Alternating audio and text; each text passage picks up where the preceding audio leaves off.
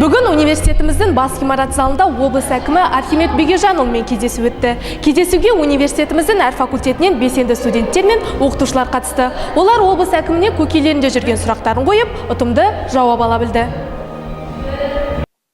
Бұл университетімізге облыс әкімінің алғаш келуі болды. Архимед Бегежанұлы алдымен ұжымға кездесудің мақсатын айтып, қатысушыларды ашық әңгімеге шақырды. Жиында әрі қарай ректор Хусейн Валиев оқу орнының жетістіктерін баяндап берді. Хусейн Хасенұлының айтуынша, университетіміз былтырғы жылы мемлекеттік аттестациядан сүрінбей өтіп, жоғары оқу орындарының рейтингісінде 7-ші орынға тұрақтаған. Кездесу әрі қарай сұрақ-жауап форматында өрбіді. Онда студенттермен қатар оқытушылар өзекті мәселелерге байланысты облыс басшысына сұрақтарын қойды.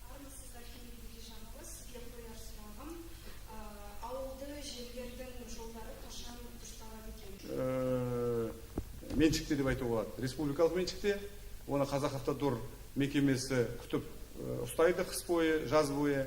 Облыстық жолдары бар, және аудандық жолдары бар. Аудандық жолдарды сол аудандық әкімдердің құзырында, ал облыстық жолдар біздің арнайы басқармашылық жұмыс жасайды. Автомобильді жолдар басқармашылығы қаржы бөліп отырады күтіп ұстау бойынша. 2 сағаттан астам уақытқа созылған кездесуде пікір білдірушілер қатары көп болды. Кездесуді түйіндеген облыс басшысы әр сұраққа тұшымды жауап беріп, білім саласын дамытудағы алып қосар ұсыныс болса, қолдау көрсетуге дайын екенін айтты. Кездесудің соңында Архимед Бегежанұлы университет ұжымы мен студенттерді келе жатқан тәуелсіздік мерекесімен құттықтады. Кәмшат Қойшыбек, Қуаныш Жанғожин, арнайы жастар ТВ үшін.